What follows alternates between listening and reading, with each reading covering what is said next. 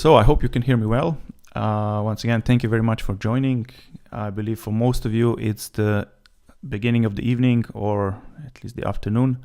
For me, it's early morning, 7 in the morning here in Prague. Thank you again for joining. This will be the first of 5 sessions on SAP Ariba Snap deployment.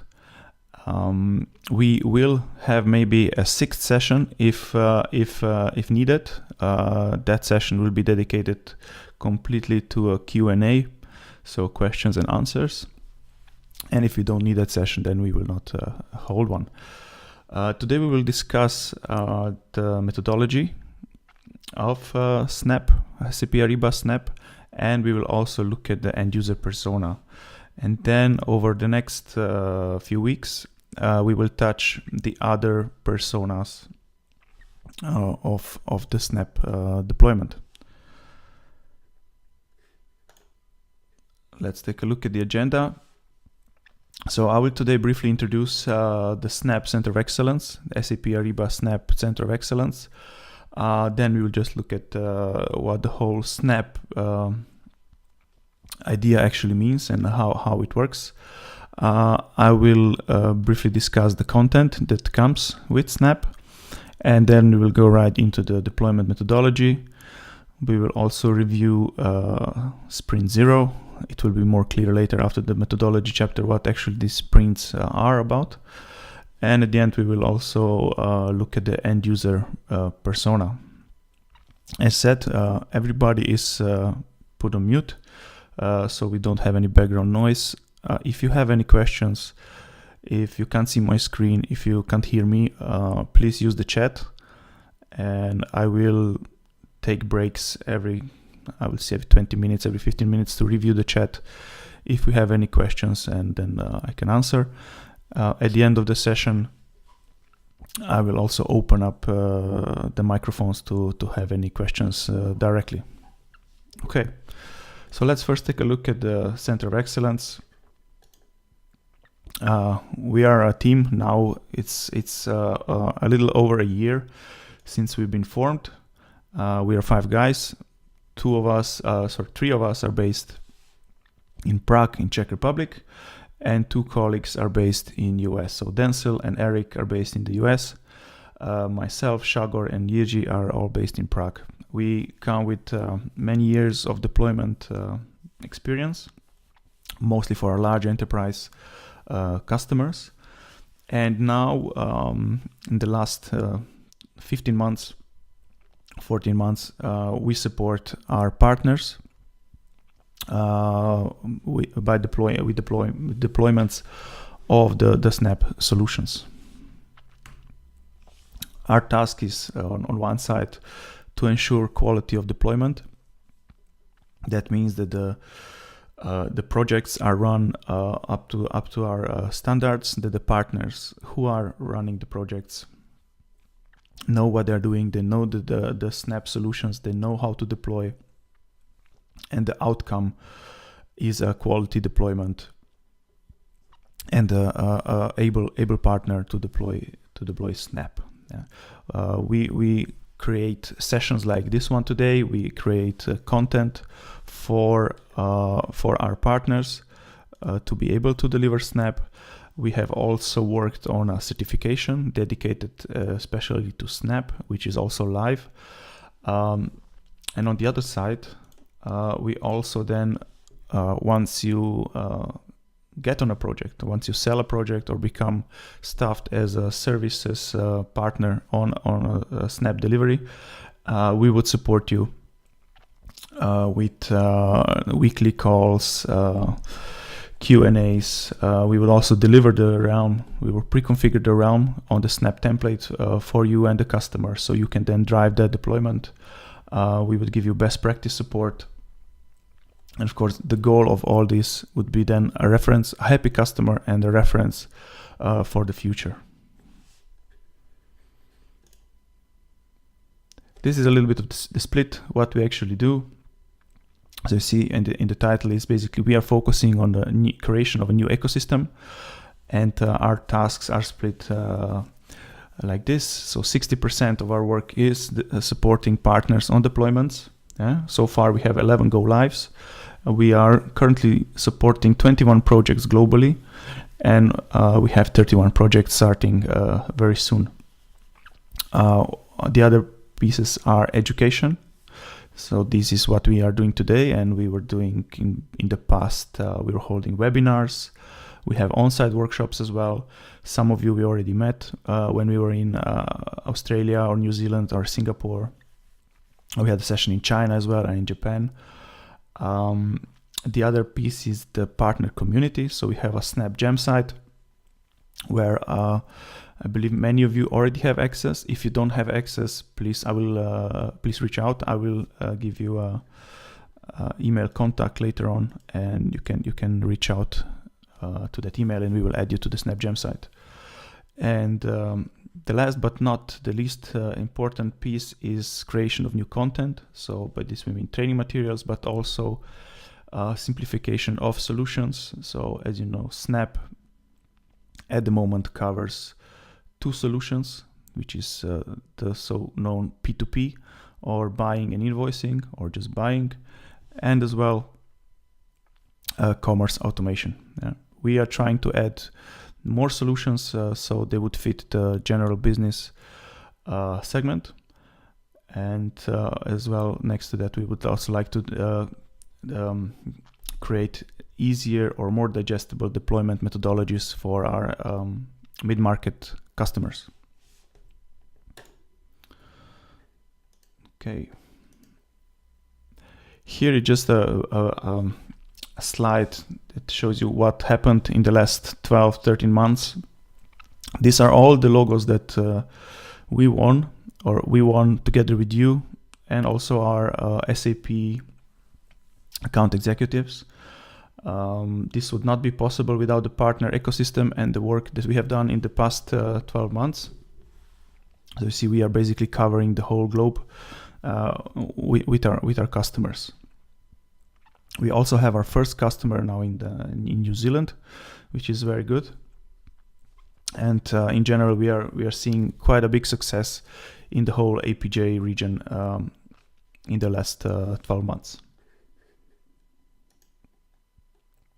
So basically now, how does Snap work, and what we actually did when we introduced Snap, or this SAP Ariba Snap, which is a solution for mid-market, or as SAP calls it, the general business. See, on the left side, you see the large enterprise model. It's the traditional model of Ariba, where big portion of the services is done by our own SAP Ariba services, which is the setup and the deployment.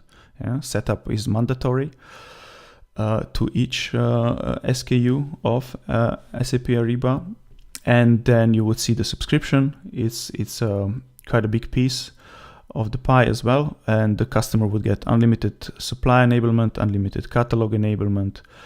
There would be the round creation included, and also the subscription for the solution. Now, for general business, we've seen that this is first of all too expensive, and also that the smaller companies or the mid-sized companies don't need so much supply enablement and so much catalog enablement. And we also needed to make space for our partners. So that's why we deducted the supply enablement from the setup. So for now, in the subscription is only the solution and the realm creation. But the supply and catalog enablement and the setup and the deployment, this can be done by you, by the partner, by SAP Ariba partner. Yeah. And this is now the big difference. And with this, we achieve faster deployments, and we also achieve a lower price point, so it's more attractive to the customers in that segment, and also it's also more attractive now for our partners to be willing to deliver these services.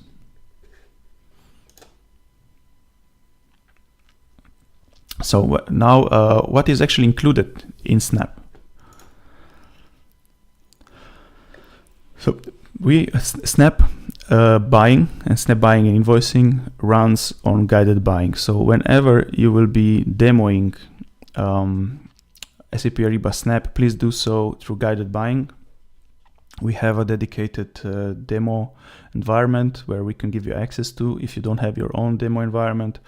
And through that, you can demo the basic transactions and processes to your potential customer. So if you haven't seen guided buying yet, this is it. It's an online app. It should give the customer or the end user the same experience as they would have at home buying from Amazon, eBay, or anything, any other online shop that is popular in that region. It's easy to use. You have a search functionality. The system is helping the end user to search. It comes pre-configured with 8 most popular or most used categories that the customer is using. See, for example, office supplies, advertising, marketing, finance, legal, facilities, travel, or IT. This pre-configuration can be changed if needed, but to make the deployment faster and smoother, we don't really recommend to have too complicated or to spend too much time on deciding what should be in guided buying. Basically, what we want to say is let the data speak for itself. By analyzing the spend patterns of the customer, you should see already a picture of how guided buying should be configured before you start the project. Yeah? And here the Center of Excellence would help you with the pre-configuration. Yeah? So if you just take a look at this category landing page for IT or technical, there you would have at the top your popular items, which can be also pre-configured. So for example, here in IT equipment, we have laptops, desktops, monitors, and then the end user would click on one of these tiles and would get search results based on this tile. You'd also have your preferred suppliers on that tile, which are configured for this category. And at the bottom, you would have also forms. If you take a look at the forms, first of all, they are free to use. There's unlimited number of forms if you wish so. Snap comes pre-configured. I think we have now 20 forms per industry template. And altogether, we have around 4 industry templates already. We are still working on more industry templates. The important is that if there isn't a form in the pre-configuration that your customer would use, it's very easy to create a new form. It's a drag and drop exercise, and then you just publish it, and the users can use that.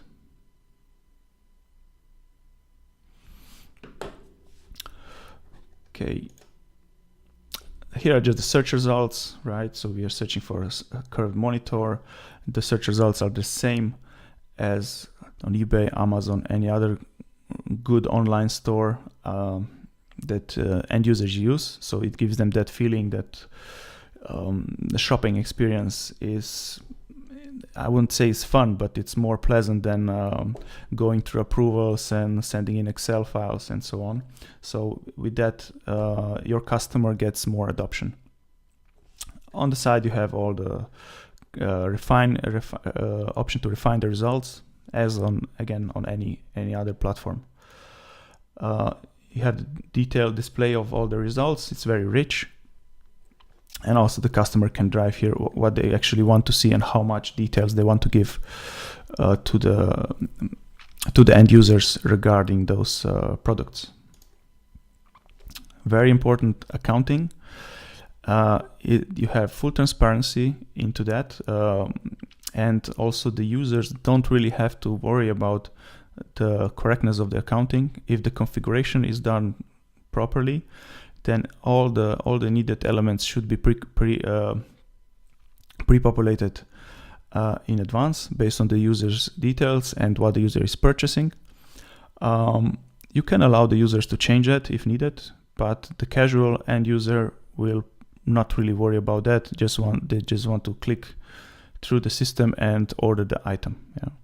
Full transparency is also available for the approval process. So in this case, we can see that this user had Alex Agassi in his approval flow. Actually, this was just a watcher. It was not an approver. But you can see what I mean. Every user that is purchasing can see who will be approving their items. Yeah, here you can see all the approve requests as an approver. And of course, this is all staying in the system. It's not deleted, it's not removed. For the duration of the customer subscription, it's all in there. Yeah. Okay, and how it looks on the supplier side. So we will spend more time talking about the suppliers on our 5th session. How to do supplier enablement, which mode to choose, light account, full account, or it will be called now standard account and enterprise account. But just in short, the mode of enablement for Snap is light account, but you can, of course, if you want, enable suppliers to a full account. You can have a services package for supplier enablement, but because we see that most of the suppliers for our mid-market companies don't have that many transactions that would actually make sense to have a full account, or they don't have catalogs, or they don't want to integrate their ERP to Ariba network. That's why we say, okay, light account is the way to go, but you will always have a handful of suppliers that will want to have a full account, be it because they're an experienced Ariba network supplier, be it because they will need a catalog, or they want to integrate because they have so many transactions. They don't want to use the email functionality. They want to go machine to machine. So ERP of the customer through the network directly to the ERP of the supplier. So how does it look for the supplier if they go for a light account? So they receive a interactive email, which you can see here, with the purchase order. So they don't even have to register if they don't want to. So they can still stay in private mode. They will get all the PO details in that email. But if they want to react to the email, like if they would like to send an order confirmation or advance ship notice, or if it's a buying and invoicing project, they want to send an invoice, they would have to click on this process order button. If it's a first-time user, they would have to quickly register. Yeah. If they already have an account, they can just log in, and they are already in their account. The difference between full account and light account is that in light account, you don't have an inbox and outbox. You can't publish catalogs. You can't run reports, but you can see all your documents. Yeah? And you can then run tasks to display and send you to your email all the documents from last week or the last 50 documents, for example. And then you can again, through that email, access those documents, send order confirmations, and so on. As said, you can send order confirmations, ship notices, create invoices. You can do most, if not all, the documents that a full account can do. So here we can see an example of an order confirmation. Here's an example of a ship notice and an example of an invoice. The light account supplier also gets all the benefits of the Ariba network transaction rules. So if the buyer demands certain tax rates or demands a tax rate, the supplier won't be able to send the invoice without fulfilling those criteria. Yeah? So this is already a first filtration for the buyer to get clean and correct invoices into the system. Okay, so that was the supplier, and now just a summary. What is in the pre-configuration? As said, we pre-configure it to the common 8 categories. If we can, we would apply a certain industry template. There are 20 forms. There might even be more today. We keep on adding them by week, when we see what is happening on the other projects, we just discuss like, okay, this is a good form, let's take it, let's add it to the template. You have also 10 forms dedicated only to 3 bits and a buy, so that's the tactical sourcing, which is also part of Snap. There are sourcing policies that are tied to the forms. You have standard approval flows that are pre-configured for all the documents. So as a requisition, receipt, contract request, invoice, user profile. So basically the customer can start transacting on day one with already some approval flows in place. Of course, if they want to work on more complex approval flows, they can do that. They would do that with you, the deployment partner. But again, we don't recommend to go too complex. You should see, or the customer should see moving to SAP Ariba Snap as an opportunity to clean the processes, to make them more efficient, to make them more lean, not to take their complex procurement processes to the cloud. That's not what the cloud is for. There are the standard invoice exception types, right? So there is absolutely no difference between the standard Ariba and SAP Ariba Snap in any terms. It's the same code. The only difference is the pre-configuration and the way of deployment. Yes, it's a faster deployment. It comes pre-configured. It's less customizing. It's basically just best practice procurement based on Ariba long year experience. Yeah? And in some regions where spot buy is available, we also have spot buy. For now, it's recently it's been added in Japan. It's live in Australia, and that's it. And we will be adding more regions as we go. In parallel, we are also working on having punch-out catalogs for certain regions, so that if there is no spot buy available, we would have a supplier or punch-out supplier pre-configured with the solution already from day one, and this would be done also as part of the pre-configuration. Okay. Here are the forms. It's just an example. These are all the forms that are in the finance industry, financial services industry template. You can see hosting services, consulting services, and so on. And on this side, you can see the form builder, which is basically very easy. You just take all these elements, put them on your canvas, and then you publish the form, and it's available to end users. I was mentioning policies. So we load some policies into the system just to give you an idea how it works. Then you and the customer can discuss if you want to use them, you want to amend them, or you want to add new ones. As an example, here we see 3 policies: self-service, low touch, and high touch.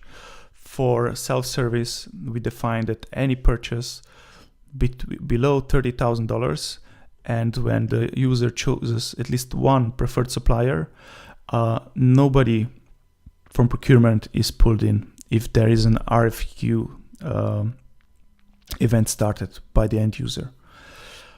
If an RFQ event is started by the end user and he or she chooses services between $30,000 and $200,000, and no preferred supplier is used, then a low touch policy would be applied, and procurement would have to lead that event. And then a high touch policy with different people from procurement would be started also if it's above 200,000 and no preferred supplier. And why these policies are good is just to save time to procurement. Mid-market companies don't even have a sourcing department.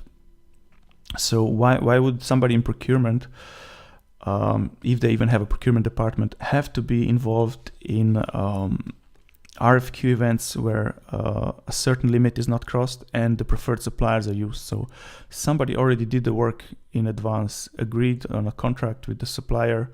The supplier is now a preferred supplier, and this should give the end user the freedom to use that preferred supplier and not to make the processes slower by involving more people from the company. Yeah? Here are just examples of approval flows. You will spend more time on these approval flows on the next session, which is dedicated to the procurement persona. But you can just see here examples. This is what is loaded for purchase acquisition, invoice reconciliation, or receipt user profile. We have more approval flows also for the invoice, for catalog request, contract request, and so on. And all of this is available. We have PDFs on our GEM site. And on the next session, Eric will take you through the process on this one. Okay, so before I go into the different flavors of Snap, I will just check the chat. There is somebody in the lobby. Okay, so let's see. Unable to see presentation. Oh, I hope this was solved. Taka sees it. Okay, yes. So if you can't see the presentation, it must be something with your internet connection. Maybe try logging in and logging out and logging in again.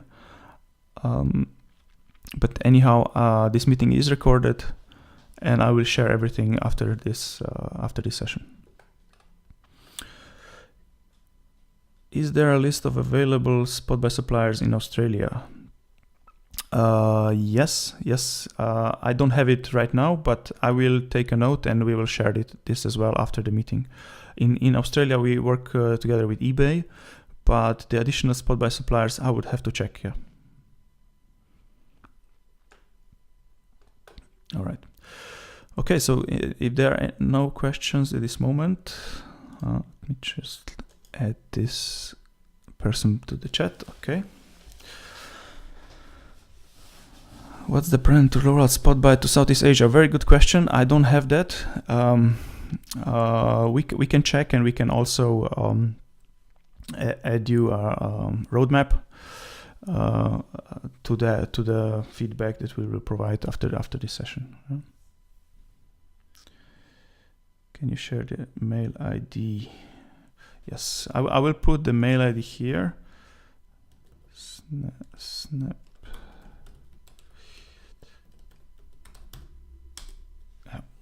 This is our email, and you can mail us if we forgot to send you the recording, if we didn't add you to the GEM site, or if you have any questions regarding Snap deployment, just use that email address, and we'll try to reply as soon as possible. Okay.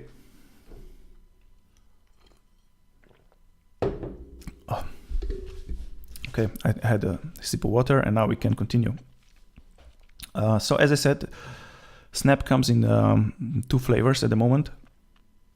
We have the basic, the starting package, let's say, is SAP Ariba Snap Automation. We had a session a couple of months ago, also in APJ related to this.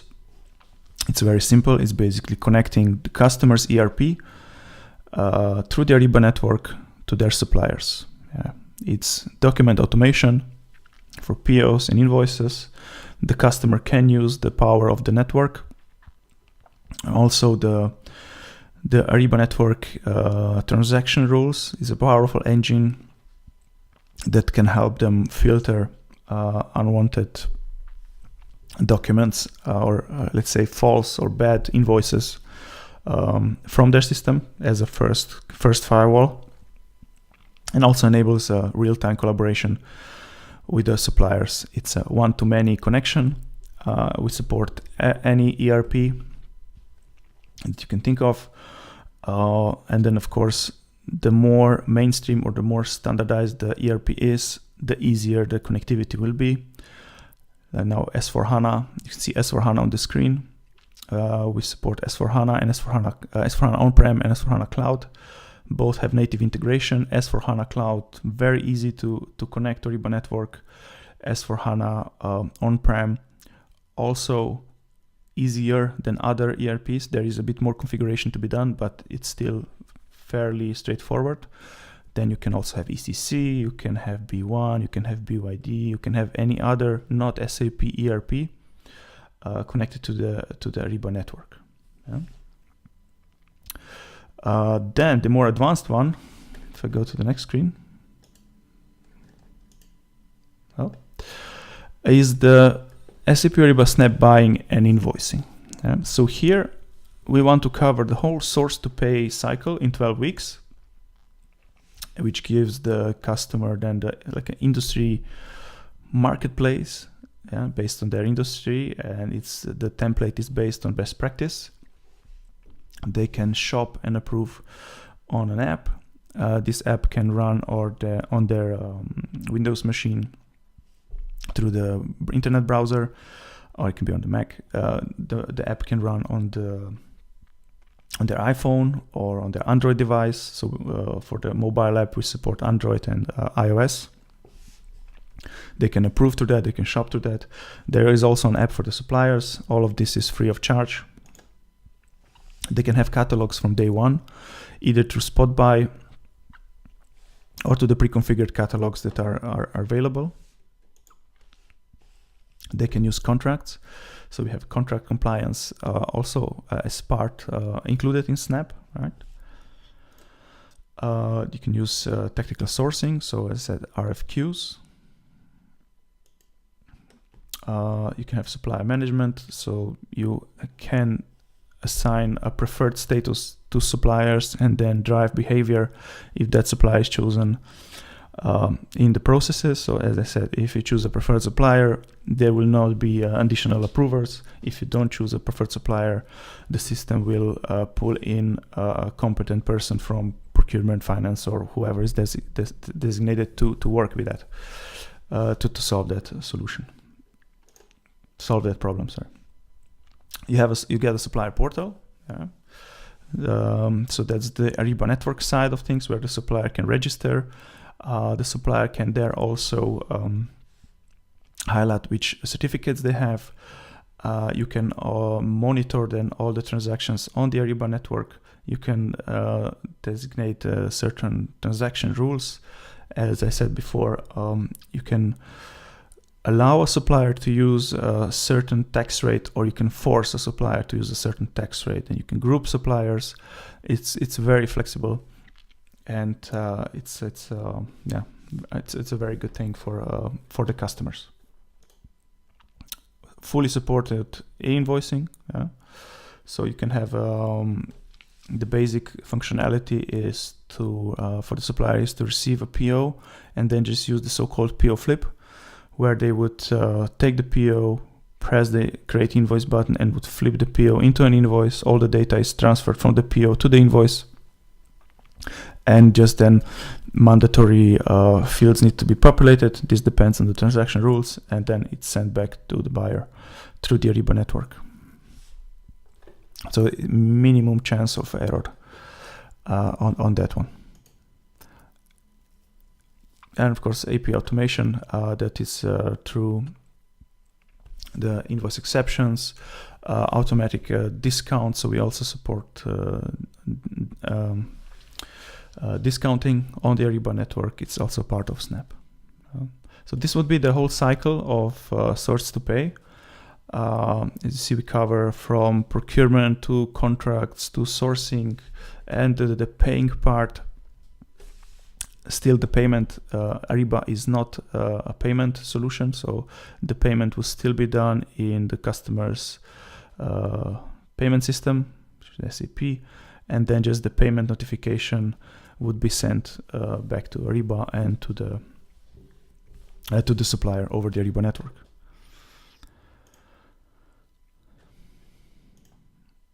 All right, so this was quickly what is Snap, what's included in Snap, short intro.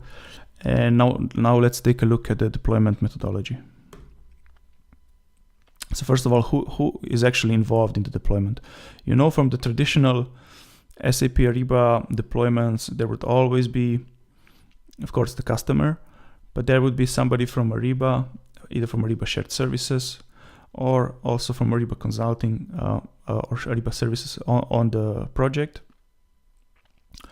Now with SAP Ariba Snap, facing the customer is only the partner, which is you.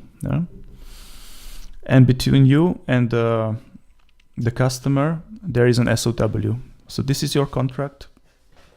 You are driving the deployment. That's why we always say Snap is partner-led. Yeah. So this is your project, and you are responsible for the success of the deployment. But you are not alone. So in the background is my team, the Snap Center of Excellence.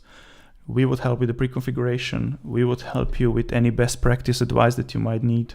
We would do the things you cannot do in SAP Ariba. As you know, there are still some parameters and features that cannot be turned on or off or manipulated by the partners or anybody outside of Ariba. So that's what the team is for. And additional services like this training today and all the materials that we do, the certifications and so on. But on the deployment itself, this is the constellation. And the customer on the other side, they get the same support as they would get on a large enterprise deployment. So they get access to SAP Ariba support. They can create SRs, they can create change requests, they can create enhancement requests, and they also get assigned a customer engagement executive. So there's, on that side, nothing is different. Just on the deployment side, you would have, you would be the face to the customer. So we will, once you get on a project, you will hear this a lot from us that we are not customer facing. We wouldn't want to be pulled into any conversations with the customer. It's all done by you, and then you can get advice, and you can get advice from our team. Okay, so what actually the SAP Snap deployment does? It's a little bit of marketing, but basically we activate the world's leading solution, which is SAP Ariba, a leading solution in procurement. It's SAP Ariba. It's based on best practices. The customer gets a pre-configured RAM on day one of the workshops, not day one of after go live, but day one of the workshops. They already get an application where they can log in, they can do basic transactions, and they can start feeling the system right away, instead of going through long blueprinting sessions, looking at PowerPoints, filling Excel files, and so on. So they immediately start in agile mode. They can start working with the system and see what fits and what doesn't fit. We have industry templates, and yes, as I said, content is available on day one.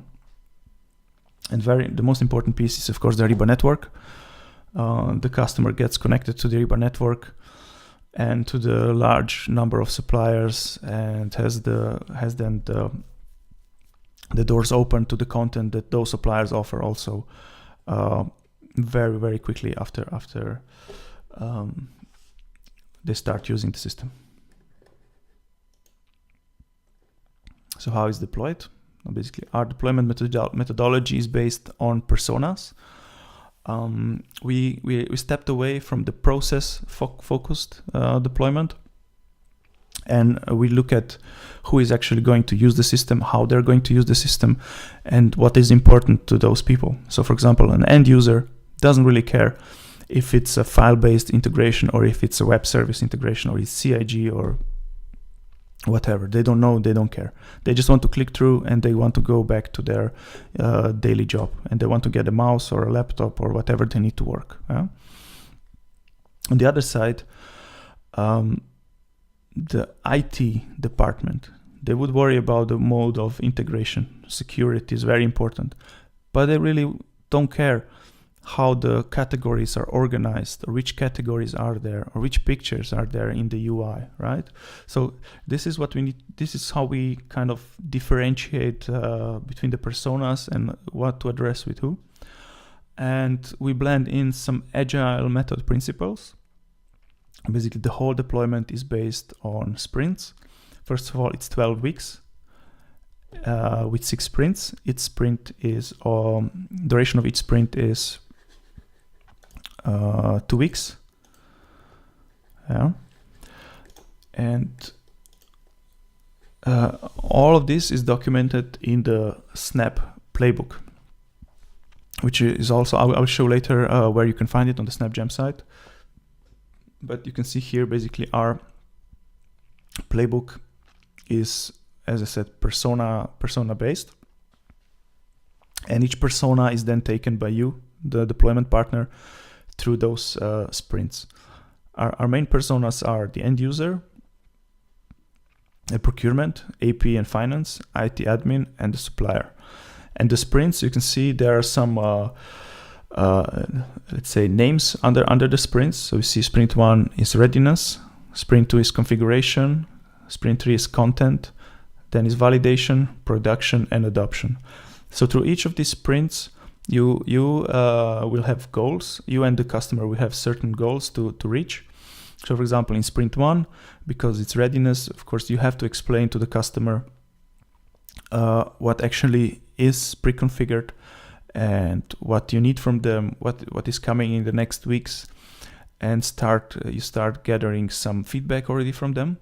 And after the end of the sprint, we would consider the customer ready. That's why it's called readiness.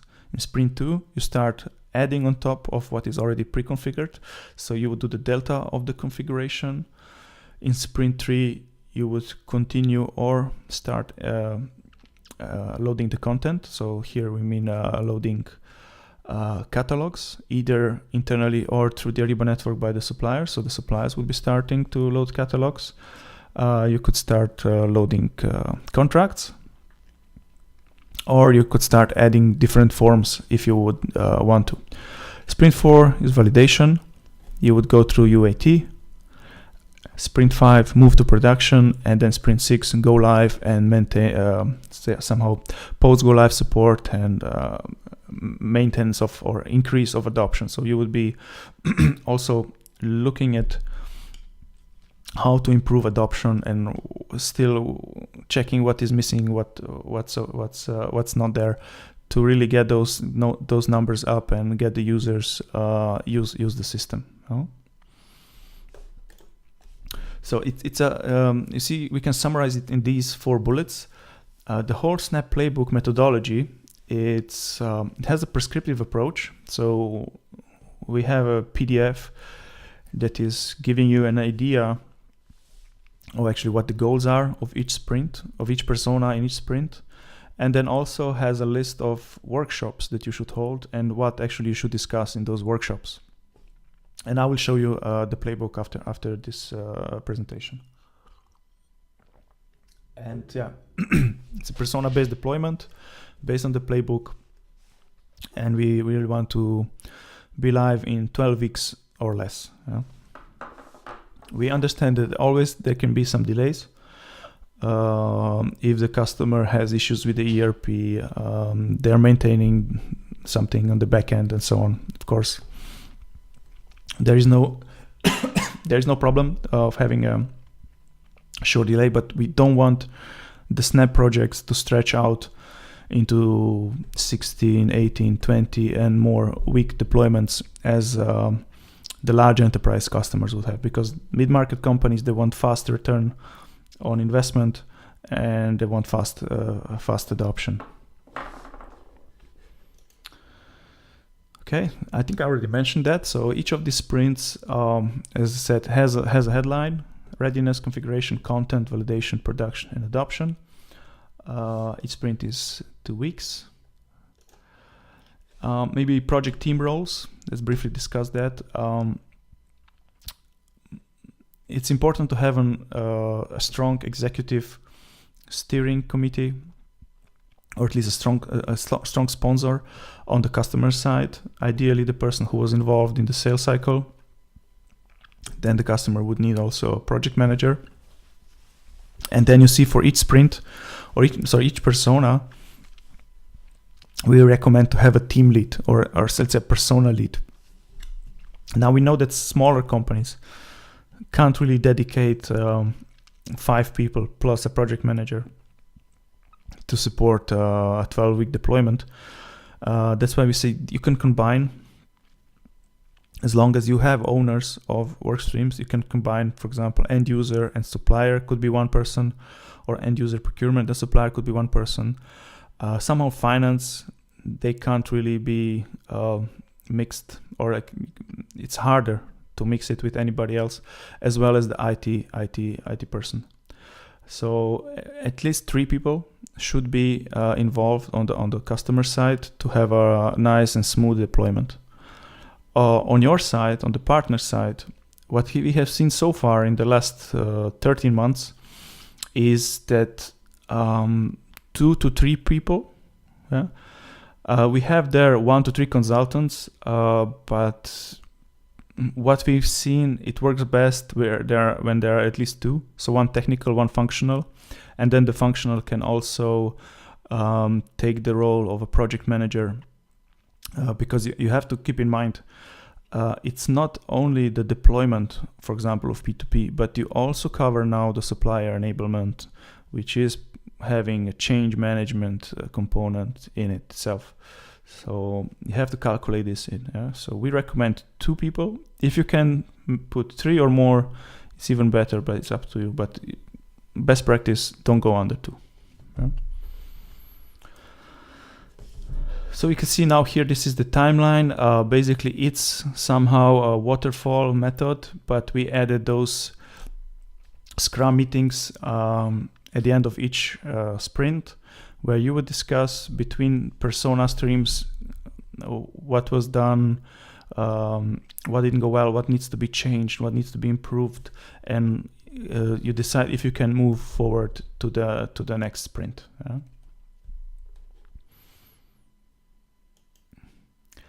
This is a little bit the resources estimation on the customer side. You see, in the beginning, all the personas are equally needed, because it's this is the readiness sprint where you explain how everything works. You start getting the data, you get information from the customer, from the personas, and you also educate them on what is happening. And then see the end user persona kind of steps away, is still involved, but not as heavy as the procurement, finance, or IT persona, because they will be heaviest involved in sprint 2 and then later sprint 3. Supplier workstream, you can see it's more or less the same. Basically, on the readiness, you just explain how it works, you set everything up, and then you just repeat the enablement. Right? You segment the suppliers, and then you're just repeating from sprint to sprint to sprint. You add more suppliers, you repeat the exercise what you did with the suppliers in the previous stream. And on the end user, so I will now focus on that more, because today we will talk about end user as well. The end user will be responsible for the final look and feel of the guided buying user interface. The end user will also work on the test scripts and any other adoption initiatives within the deployment. They also will be, of course, the main participant in the user acceptance tests. So you see, that's why in sprint 4 they get pulled back in, and you see it's a 50% involvement from them in that sprint. Yeah.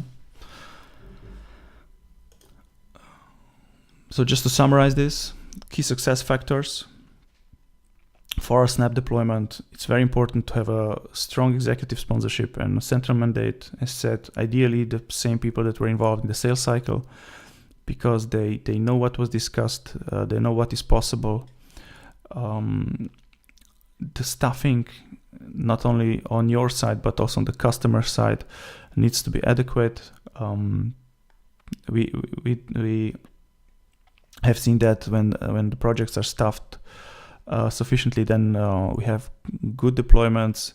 If we have a mismatch on staffing, then of course you have delays, people are overworked, you get frustration and so on.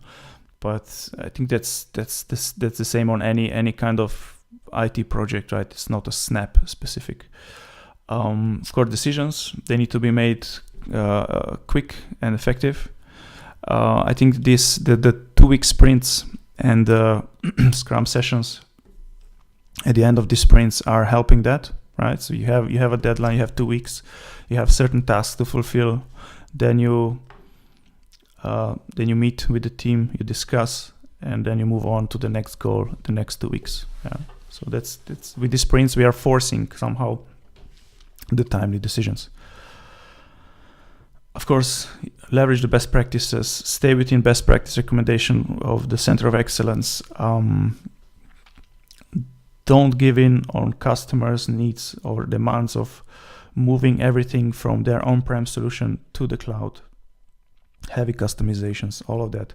This will cause delays.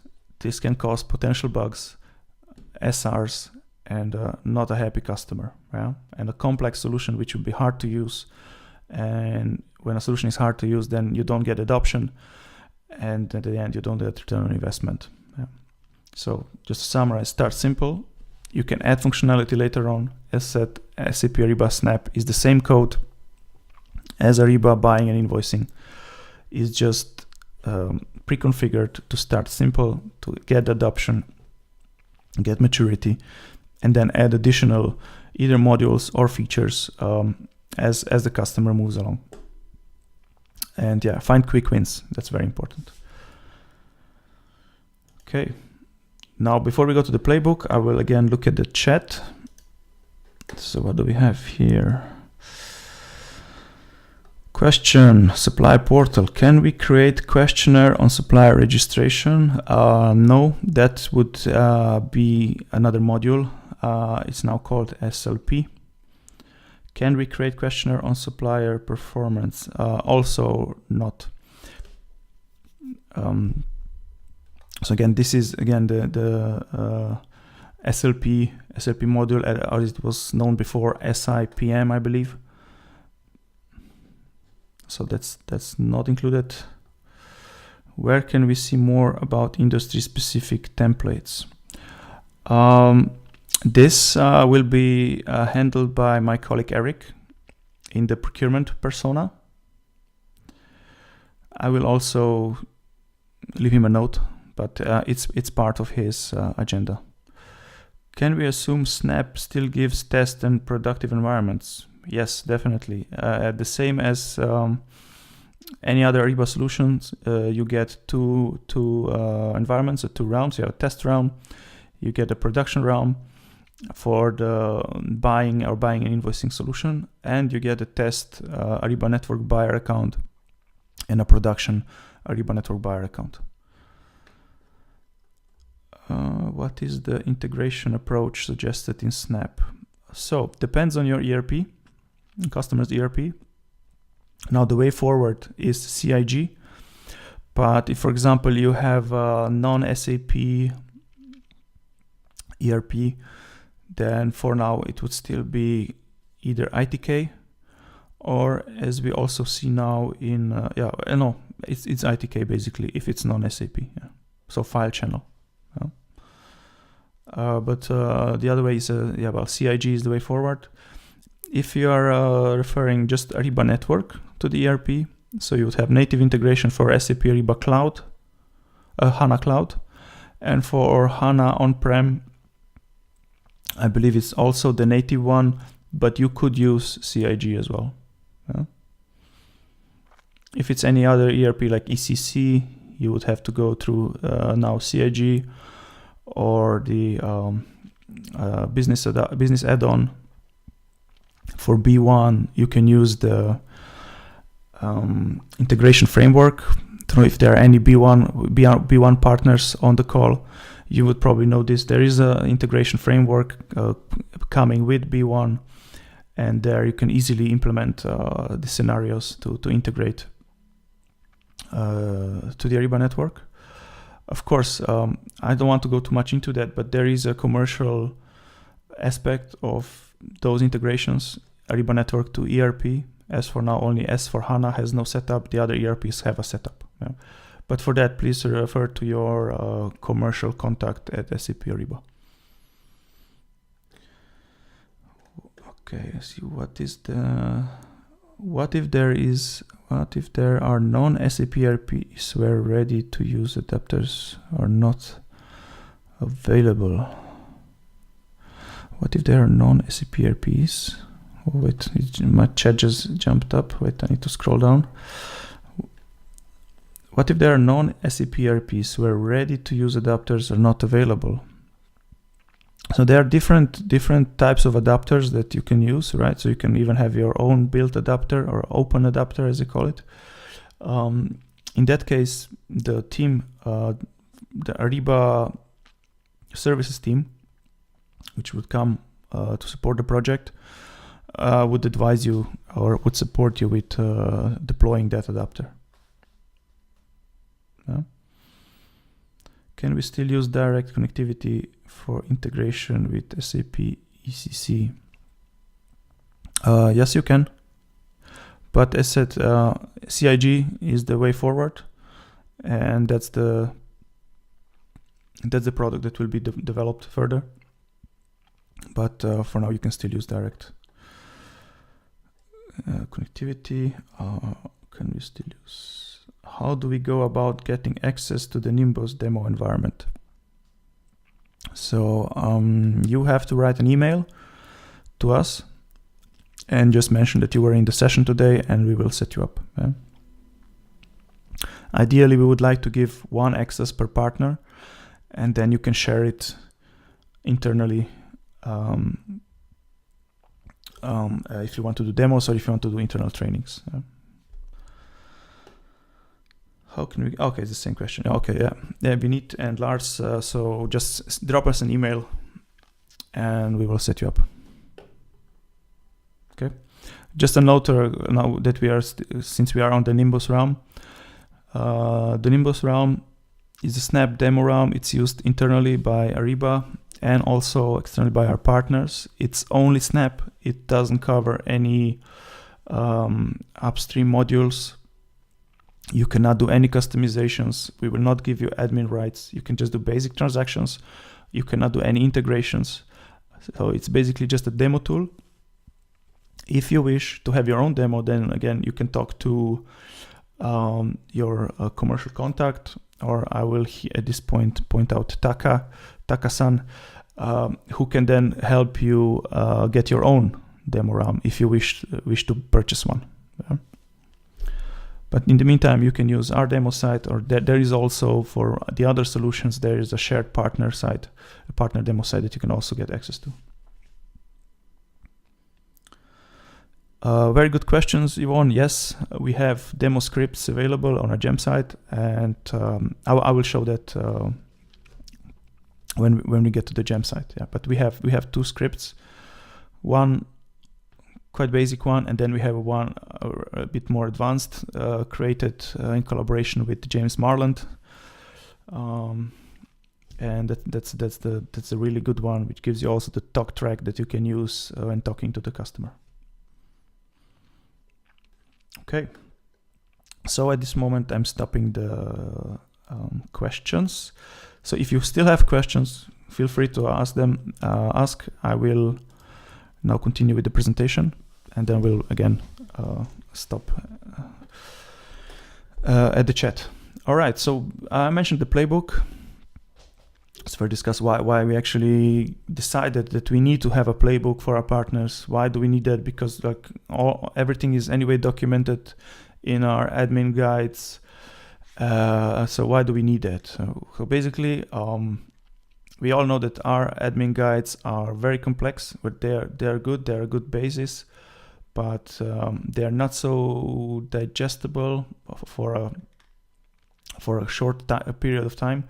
So that's why we needed something that summarizes the whole deployment or certain segments of the solution and helps us standardize the deployment methodology.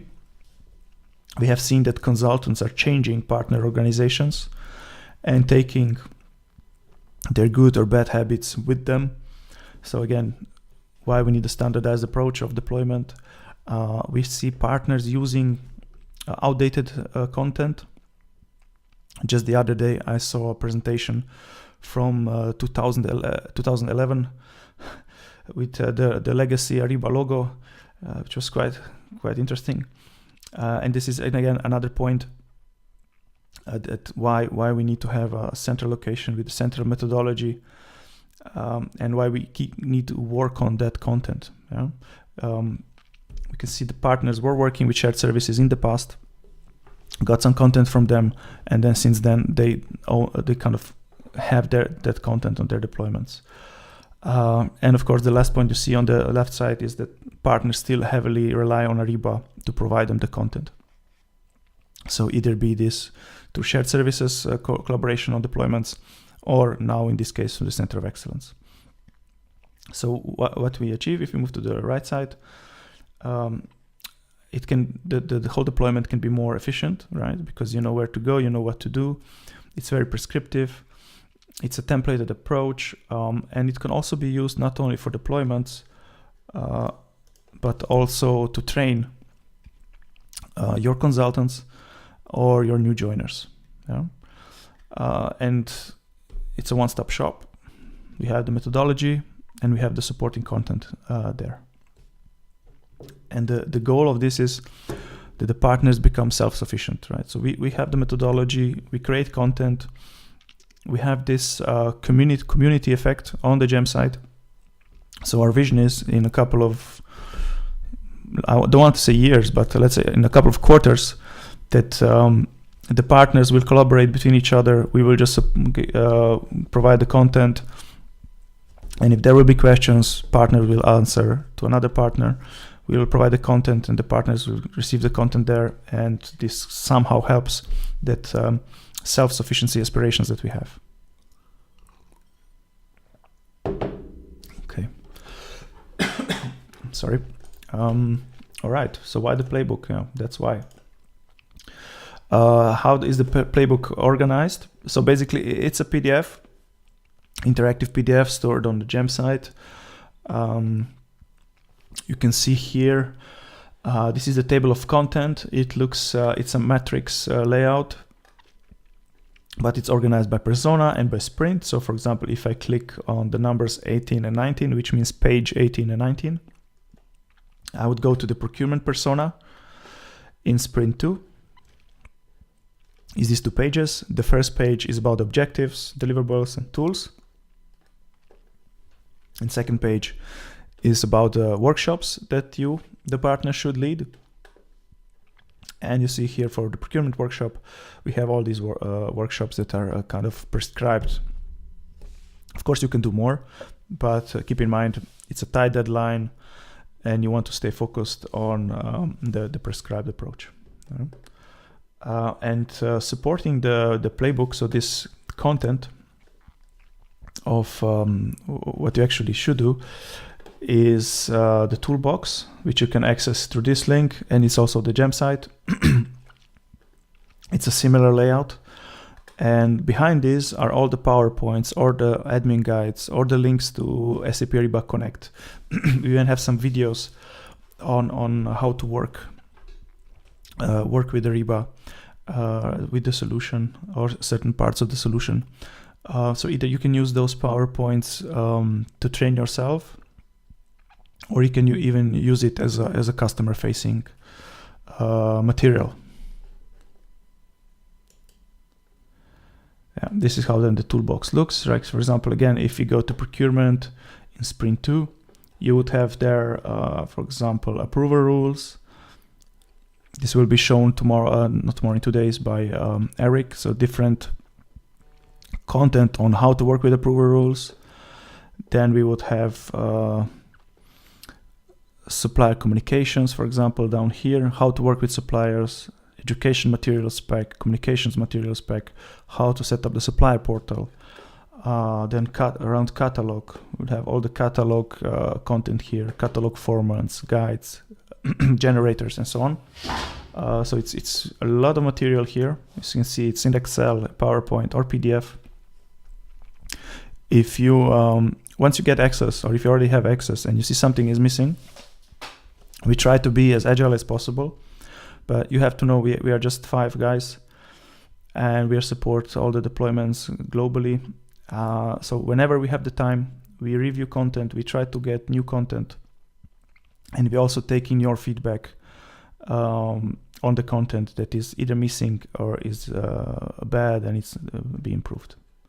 Yeah, so please use the Jam as a community, right? It's not a one-way communication, just us to you, but it should be a dialogue, yeah? Also between the partners and us. Okay, so that's around the methodology, the playbook, the toolbox, what is Snap. And now we are already, let's say, starting to deploy the project. And we will talk about something that I didn't mention before. It's sprint 0. So, I said there are 6 sprints, 1 to 6, but there is actually the 7th sprint, which is done in advance or in the background by the Center of Excellence. And that's called sprint 0. And I will then also talk about the perfect kickoff, or how you, the partner, should go about the kickoff and to make a good impression, a first impression on the customer.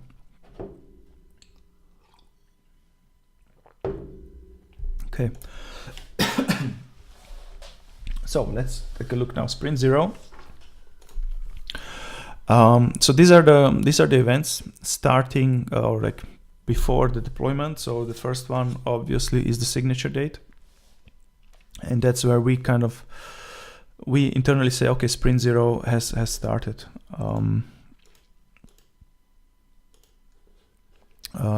So that contract is signed, and you see, for example, it's end of the year, and then the effective date on the contract would be February 1st. So you see, you have here 1 month lead time to sort out everything. So you decide who will be the deployment partner. Then we, the Center of Excellence, would ask for the spend data. We would analyze the spend data, and we would help you with the flight plan. We would also highlight which suppliers are already on the network, which suppliers have catalogs, for example. And then when the effective date hits, the realm of the customer would be released to us, and we would pre-configure it. So that's why we say here you need at least 1 month lead time. For example, now at the end of Q3, we had a lot of signatures, which is perfect. It's a really good problem to have, but a lot of them were signed, for example, the last week of the quarter with effective date on the 1st of October. So there's a huge bottleneck created now at the realm enablement team, where they have to enable all the realms for the effective date, and it's just not manageable, right? So then the customers have to wait beyond the effective date 1 week, 2 weeks to have a realm, and then this realm is delivered to the Center of Excellence, and we do the pre-configuration, and that takes also 3 to 4 days, depending again on the queue. So then you see we put here a buffer of 2 weeks. You would have a kickoff with your customer, and at this point we would deliver you the realm pre-configured for the customer. So when you start the workshops, you can already demo the system itself. You can do basic transactions. You can also you can already start gathering information on the layout of guided buying and so on. Yeah. So here, as at this point, we would collect the spend data and we will submit it for analysis to our team. Here we would create a Snap template, and in this time you can, if you want, you can collect the master data sample. This helps us, you and the customer, to have a really realistic experience when they see their own cost centers, or they would have just their own master data in the system, as opposed to our dummy data that we would load. If you can, you should get a catalog sample that you can load, or we would load it for you in the pre-configuration phase, so that you have some content that you can play with. you would have there, in worst case, you could use the ad hoc item or free text, or you can also use the forms if you can't provide a catalog. You could start working on the guided buying mockup. I will show you what we mean with that. And also, yeah, you can start looking into staffing the project on the customer side. So who will be responsible on the customer side for certain sprint or certain activities. Okay. So here is the spend analysis. See, what is it used for? It's used for supply enablement and for the snap reconfiguration. So we would, on one side, we would like to look at which suppliers are on the Ariba network. So we can advise you to approach them differently than the ones that are not on the Ariba network. There's a certain change management component connected to that. To the experienced suppliers, you will talk in a different way than to the ones that never heard of Ariba. And this is done by the Center of Excellence.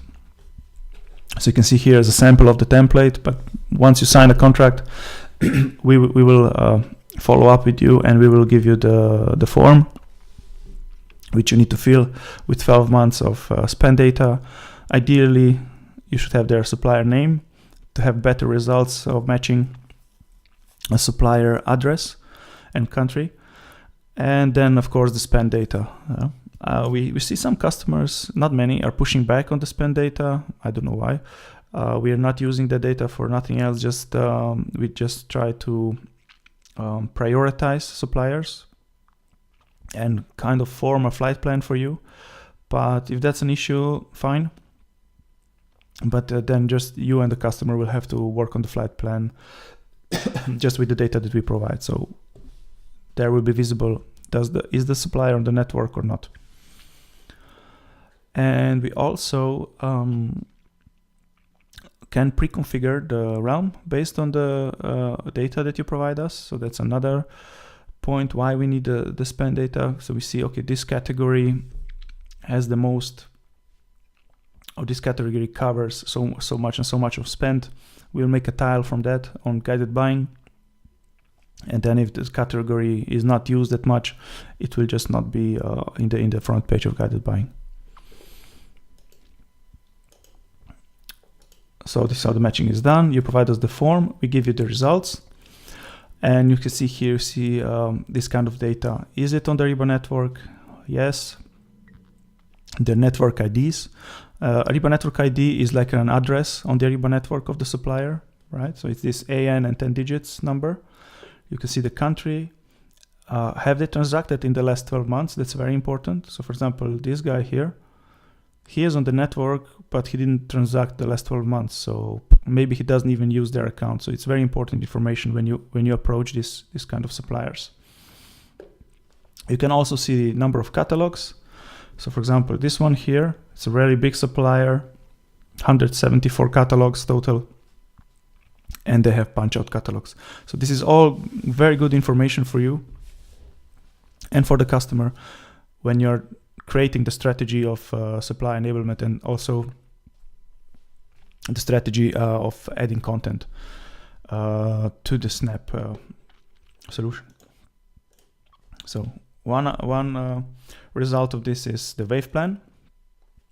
So for example, you say, okay, we have wave 1, 5 suppliers and 5 catalogs, and then wave 2, another 5 suppliers, but only 3 catalogs, and then wave 3, we are already confident, now we can put 10 suppliers. And the other side is the pre-configuration, right? The spend patterns of the customer that help us and also you to pre-configure configure the guided buying user experience. The other point from Sprint 1 that is it's recommended but not mandatory is to provide a sample set of master data to make more realistic exercises with the customer, so they would then really feel it's like it's their system. And here you would provide the data. We would load it, or we would help you load it, because it's also a good exercise for you. And worst case, we will use our dummy data. Yeah? And now the perfect kickoff. So here, it's very important that you identify the owners of the persona streams beforehand, if possible, on your side, and also on the customer side, which is owners of the streams. It's very important to have the end-to-end demo on the kickoff, and there ideally you would already assign certain roles to the people in the room. So for example, you would have somebody acting as an end user. They would create a purchase acquisition. Somebody would be procurement or the approver. They would approve the requisition. Somebody would log in as the supplier, and they would receive the PO and send back the order confirmation. They would send the invoice. And then if in scope also, if invoice is in scope, they would send the invoice. And then AP would receive that invoice in the system. And this will create a certain buzz with the team and excitement. And you see people will not leave the room like, oh, again, I got an assignment here, some initiative, but they will be excited to come back and work with you. Very important is also to what we've seen, not only in Snap, but in the other deployments that we did over the years, is that projects, if you have a project name, that helps a lot, because it again creates buzz internally. People can relate to it, and it all results in more adoption. So it's very important to have a project name, and you can play some tricks on the customer, how to get them to actually work with you on this by them not realizing it. So you can make an internal on the customer side, like a game, or you can ask them to recommend project names, and then you make a draw, you name a winner of the best project name. And again, what you're creating with that is the buzz. People talk about the project, people are excited, and that's also, they are more receptive to any news regarding this project as opposed if you didn't do any activities like this. And very important is to have a couple of success factors. So what is actually going to make this project a success? What is it? Is it 80% spend covered, or is it this and this spend category on Ariba, or is it some percentage of reduction of invoice exceptions, or cover, I don't know, 10 catalogs? These are the things that need to be noted or put down at the beginning of the project. So later on, you can always go back and say, look, we have achieved that. We are successful, or we are missing so much and so much to be successful. So it's always good to have a benchmark. For the demo, I don't think we have time today to demo anything, but here is just a slide what you should actually cover on the demo. On the buyer side, and as mentioned before, we have scripts for that, right? On the buyer side, you should cover the normal purchasing experience. So the normal purchase acquisition. Then you should show them the tactical sourcing, 3 bids and a buy.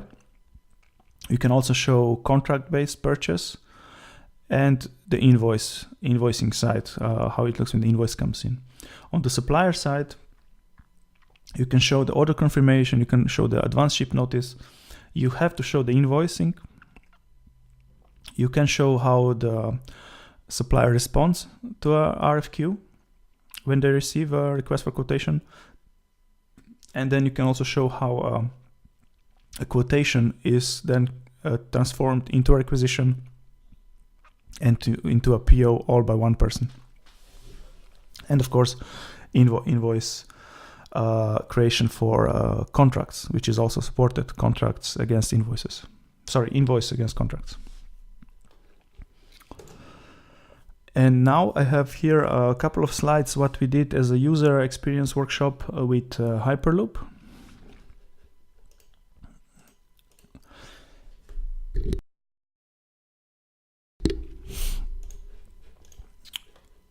This is a user experience workshop we did last year. And you see here we analyzed that the spend data, and the results were following. If we go one step back, basically 92% of material spent is covered by these 6 categories. Yeah? And the service spend is covered by these what is it, 8 categories, and we get 94% of services spent. Yeah?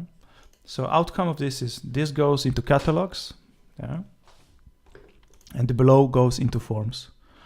So you can already you can discuss this on the fly with the customer and tell them, okay, for that we can provide you these catalogs. We have these suppliers that will provide you those catalogs. For these services, we have these in these forms, or we will create these forms, and you cover so much spend. So then you go into the catalog discussion, and you see these are the 3 top spending suppliers, or the suppliers where you have the most spend with. But which are they all automatically eligible for catalog? Well, if you look at the data, not really, because this guy has only 2 POs. So I wouldn't go into catalog creation just for 2 POs per year. But McMaster-Carr, 4,000. That has to be a catalog, not just a normal catalog, but ideally punch-out catalog. It looks like they have a lot of transactions there. And maybe then the next discussion is who are the preferred suppliers. So you see here you have then the split per category, and you see if you look at facilities, these are the most used suppliers, and they should be set up as preferred suppliers in guided buying, and that then also users can use them for 3 bits and a buy, or for the tactical sourcing. Then we can also discuss, you can discuss also contracts, right? Which contracts should be set up in Ariba, for example. And here is the supply enablement strategy that then comes in. So you can see which suppliers are on the network. And then the end result of this exercise was basically that we had a solution on the fly that would potentially cover 90% of spend for goods and services, more than 90% of spend. It would be a one-stop shop for end users. Have all the buying channels covered, so catalog, contract, ad hoc, punch out, web form, and the spot buy marketplace. Quick wins for indirect. And of course, you can customize these styles depending on the employee's role and location.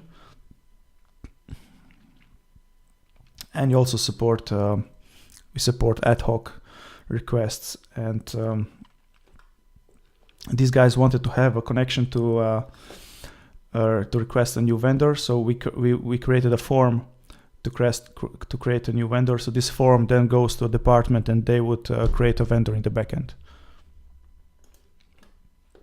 So then there was a discussion with the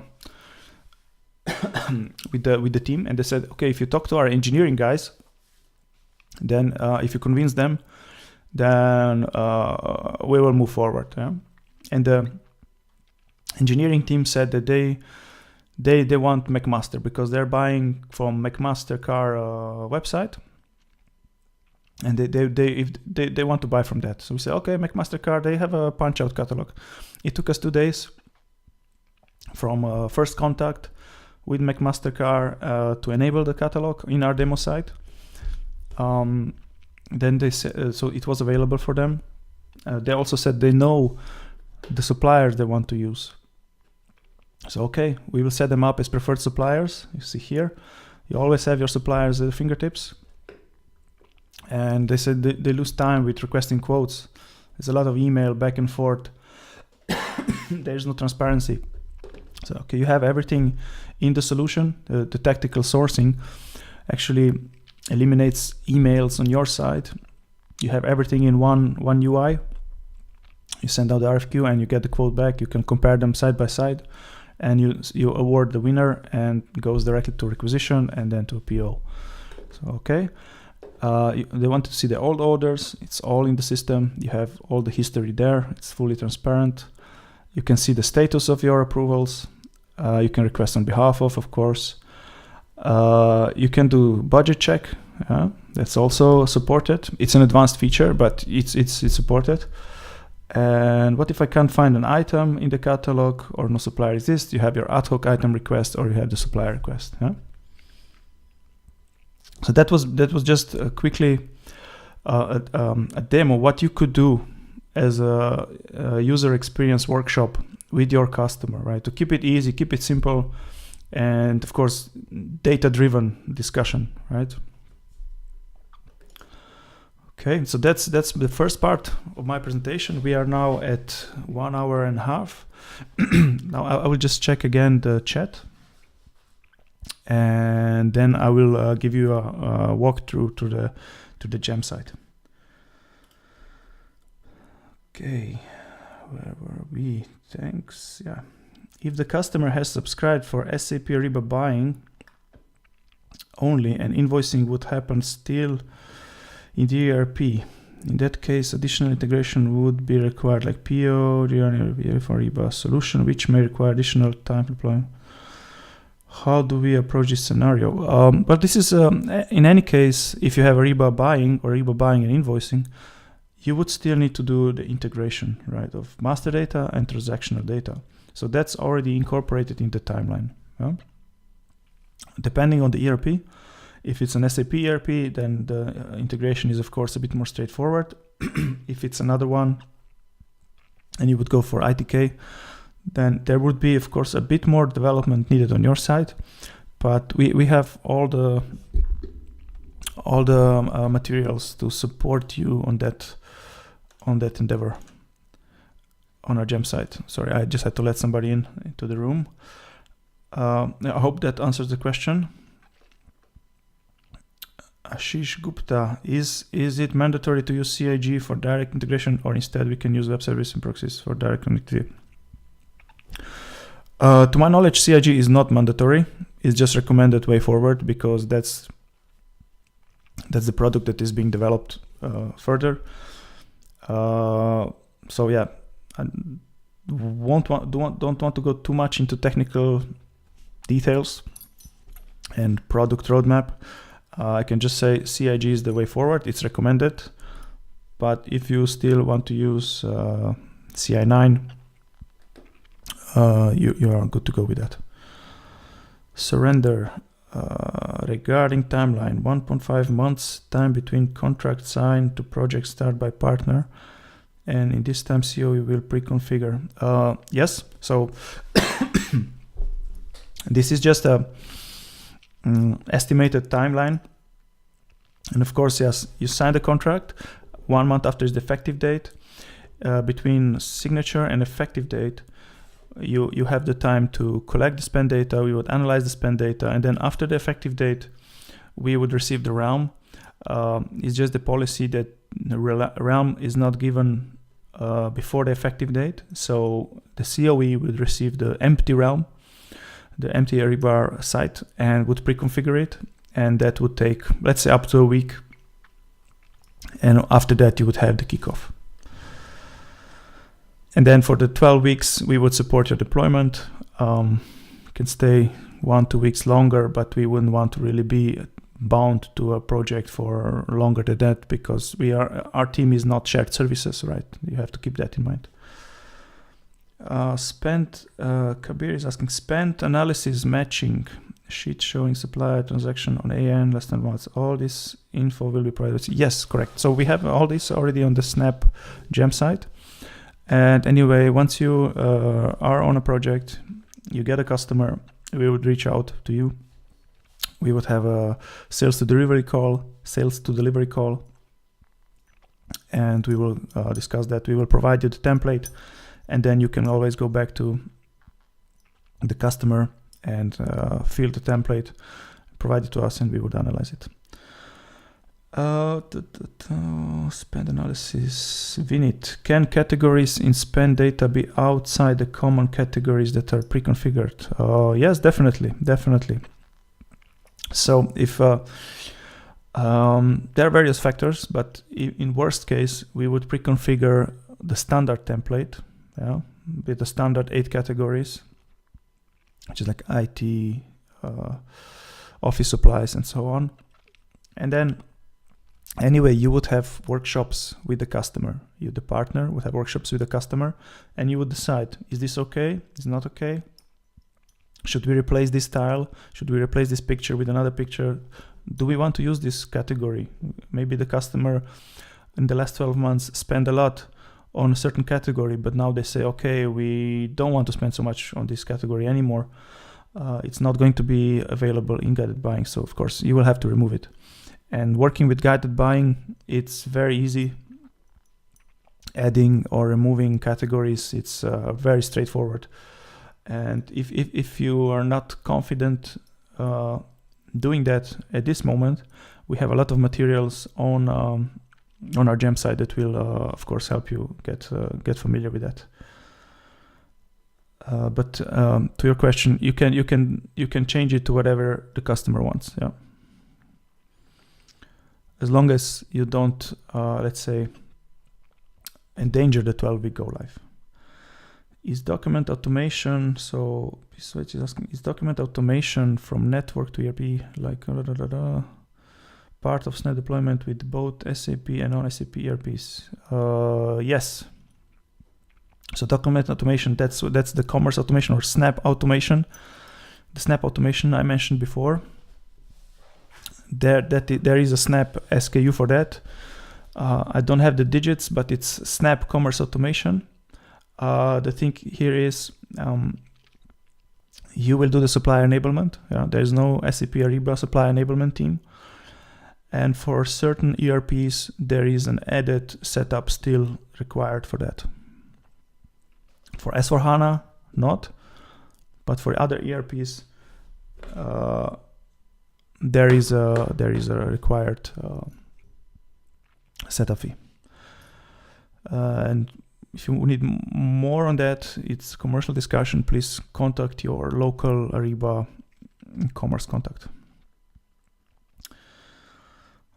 Ava, this link was provided for Gem. I'm not going to click that. However, I get access denied. Yeah, so probably we didn't add you yet. So Ava, I will, after this session, I will check my inbox and hopefully your email is there and I will add you to the Gem site. Surrender.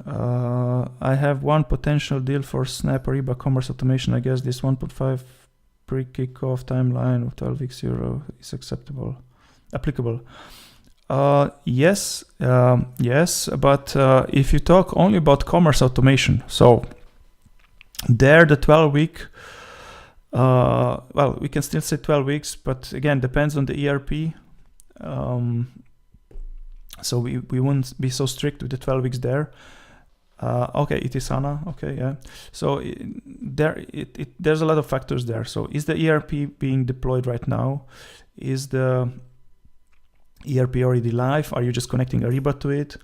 Like, is it a part of a bigger deployment? So we can't say, okay, it's 12 weeks and okay, it's already live. Yeah, okay. So if it's on premise, okay. So the support you would get from the Ariba team is for the 12 weeks, yeah, in this case. If it would be another ERP, you would have to get the setup and you would get the support from Ariba Shared Services who would support your connectivity.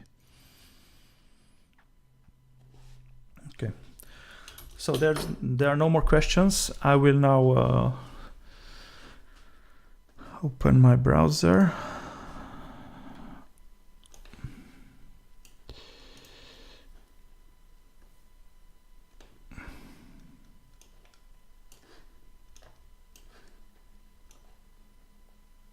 Okay, so for those of you who already have seen or are already members of the Snap SAP Ariba Snap Gem site, this will be nothing new.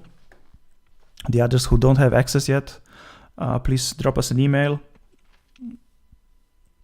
and I will add you to the site.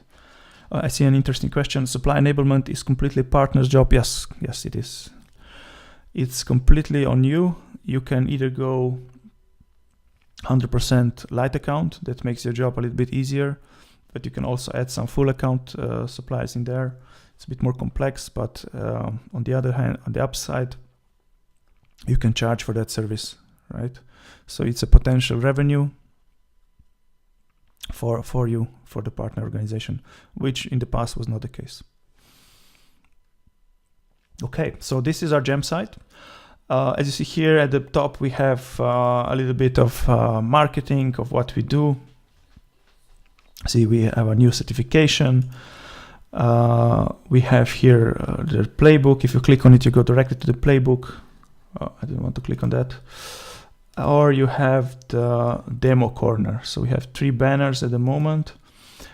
Then at the bottom, if you go a bit down, here you would see our scheduled events. So in the past, we did a lot of webinars. Now we have a little bit of break and we gather new ideas how to proceed. You have a forum section where you can ask questions. Ask the COE or any FAQs. We try to gather some frequently asked questions and we place them here and we answer them as well. So feel free to use that. We have a tile dedicated to the SNAP certification. I encourage all of you on the call to get certified. And you see here you have all the details on what is included. So you see that the SNAP certification covers all these topics. So today we are covering deployment preparation and kickoff and end user workstream and the SNAP overview. And then you will have more sessions in the coming days. Here are the links, and this is the code of the certification. The same commercial terms apply to this certification as to any other certification. Okay, then before I go to the deployment, I will also show you the demo corner. There was a question asked before. So here is the newest demo script, created by James Marland. So James Marland, some of you may know him. He's a SAP Ariba celebrity, procurement visionary. So we collaborated with him to create this nice script. And yeah, you know, it's not just a basic script, click here, click there, like the ones we did, but it's also giving you a talk track, so you can also see what to discuss with the customer while you're doing the demo. That's here. And then we have some videos here that are placed on YouTube. You can check those, you can share them. It's the intro on Snap, then is the marketplace demo, the spot buy demo, and the tactical sourcing demo with the 3 bits and the buy. Then we have the intermediate kit, or we call it intermediate kit. It's actually our first script that we did and covers basically most of the stuff you need to show. And this one is more like in the sense of click here, click there, contract compliance, forms, preferred suppliers, show ad hoc item. So you can also download this one and then just follow the script. It's more basic one, but if you really want to be good at demoing, I recommend you review both this one and also the basic one. Then we have here Envision click-through. This in case you wouldn't have access to demo or something would go wrong. You just click on this one and then you are in Envision. There's no code, no password, and you can click through that as well. Okay, so that's regarding demo corner.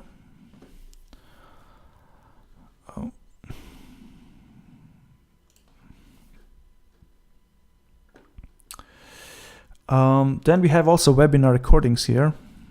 So you see there's a lot of topics here that were discussed since end of February till end of August. We did 14 webinars on different topics. So feel free to listen in on those. In each webinar we have a recording and we have then the supporting documentation there as well.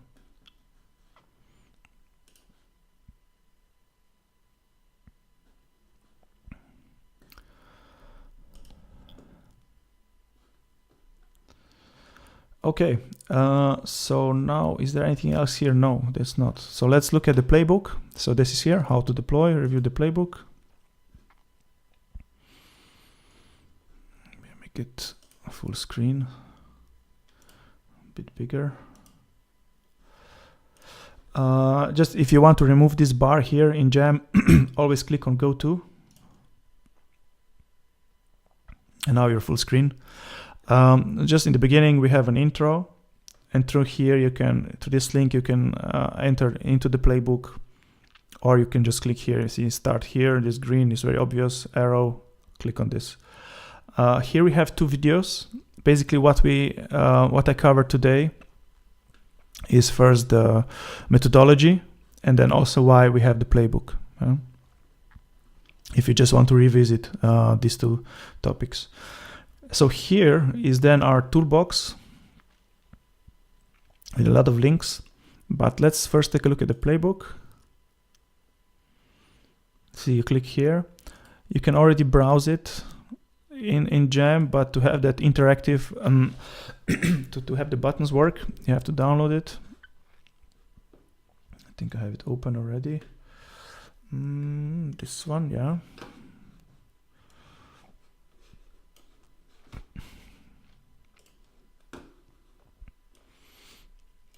Yeah. So this is the playbook with an intro explaining what it actually is. And then here is that matrix layout that I mentioned before. So for example, if you look at procurement configuration, you click on page 18 to 19. And these are the 2 pages. Yeah, it's page 18, here is page 19. The first page has all the objectives, the deliverables, the tools you can use.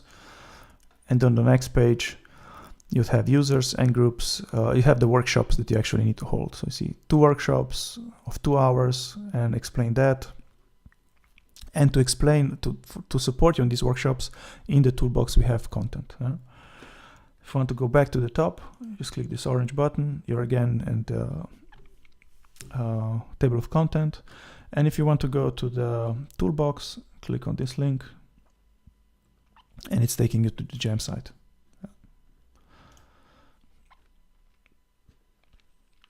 It's pretty straightforward. Okay. So because we are approaching the top of the hour, I will now briefly go through the end user persona. As you saw already through the discussion today, this is not as heavy as the other personas. So that's why we have squeezed it into today's session. Nevertheless, if you have any questions around this, always feel free to reach out over email or on the Jam site directly. So the end user persona is covered here in this line. These are the sprints. And if I just go back to the playbook, actually, I can show you here. So I clicked on 5.6, so this end user in sprint 1. You can see that the objectives for the first sprint for the end user persona is to review and understand guided buying landing pages, agree on the layout, and also explain the buying channels to the customer.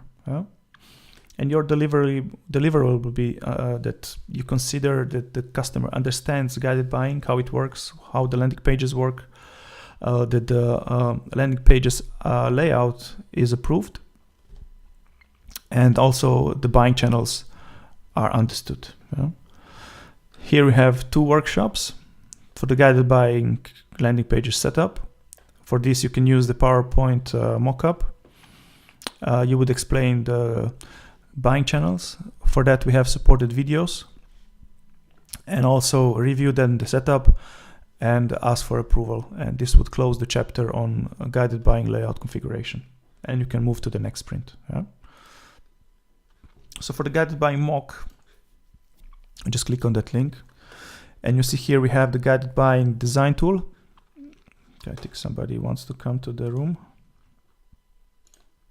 Sorry, I'm still letting people in. Design tool, and then we have the best practice PowerPoint as well here. If I just click on that. So yeah, just you click on it. It loads, then you download it, and that's it. Where is my mock? Guided buying. It's this one.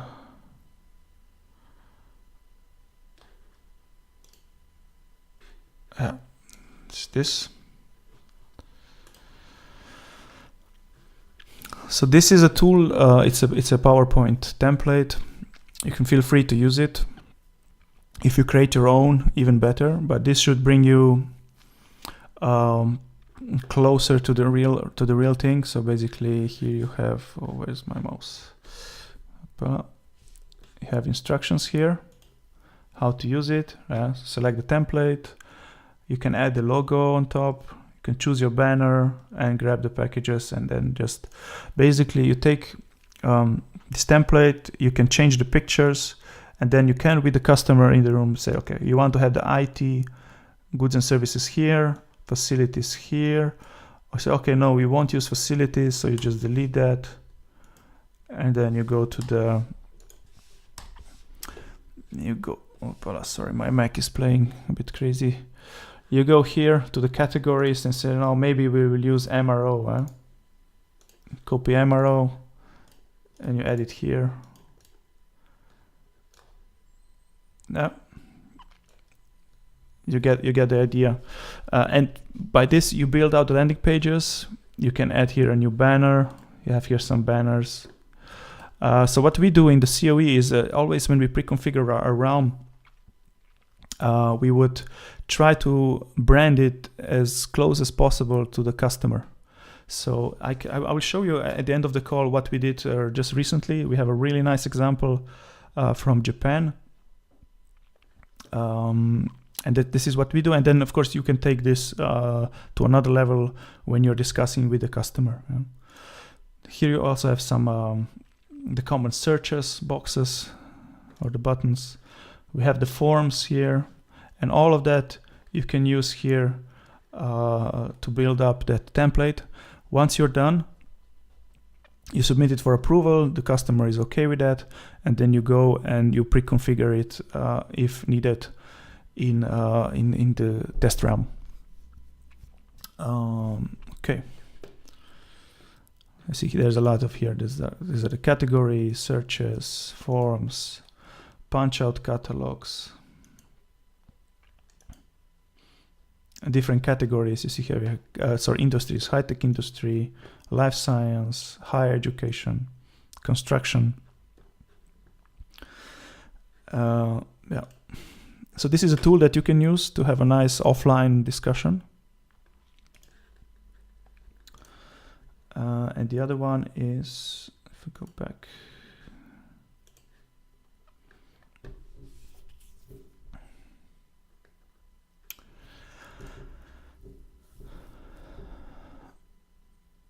Are the buying channels. See here we have the buying channels explained. For example, catalog, description, what is the best used for. And here you would have also then have videos. So I encourage you to look at these videos.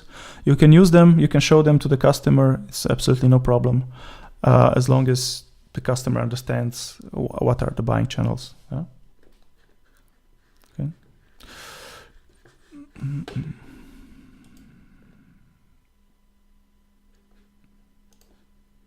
The other thing that is also part of the end user's persona stream is working on the test scenarios, end user test scenarios. So for that we have a template, we have test cases, but we've seen through the years of deployment that some customers want a certain type of end user testing or UAT before they can go into production. They maybe have a different certification or standards in-house that they have to use certain ways of testing. That's why we didn't really invest that much into those scenarios. So we have here a template, if it loads, that would be covering most of it, but you should take it as a starting point. And then you can work with the customer on getting it finalized, approved, and use it for your project. Oh, I just need to get it across. Yeah. So see here, you have then, oh, and the slideshow. You have that, you have those test cases. So for example, requisitioning, I don't know if it's visible on the screen, but these are scenarios and what you need to do, and also any notes and what are the results. Yeah, just standard, simple test scenarios, and that's something that you can use. Yeah, or you can take it, make it better, or if you have your own cases, you can use that as well. Okay.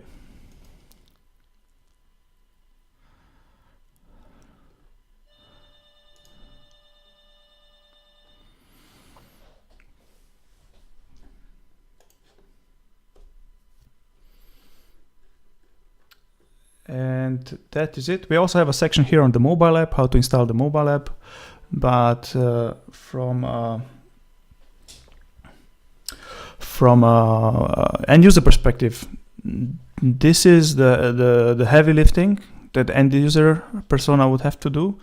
Then is just to participate in the user scenarios. They can also be pulled into change management activities, adoption activities, communication activities. We have nothing beneath these links, but there are some communication templates below in the supplier persona. But we will cover that in the next days. Okay, so we have 4 minutes to go. That was it regarding the first session. Now I will just check if there are any questions. Do you have integration service scope? No, we don't have. We can discuss. If you need any examples, maybe we can find something to share. But basically, I would keep that question for the IT persona stream. Yeah, this is coming next week, second session next week. So not tomorrow, in 2 days, we will have procurement. Then next week, my colleague from Prague, Jerzy, will cover AP Finance. And then on Thursday, IT and admin will be done by Denzel. And then the week after, I will do the supplier persona.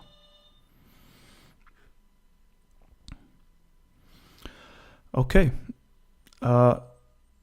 See, there are no other questions in the chat. So once again, thank you very much for your time today. I know for some of you it's very late. Really thank you for that. I encourage you all to look at the Snap certification, and yeah, it's Q4. So it's time to get some deals in the box, and then 2019, I hope we see you on a deployment.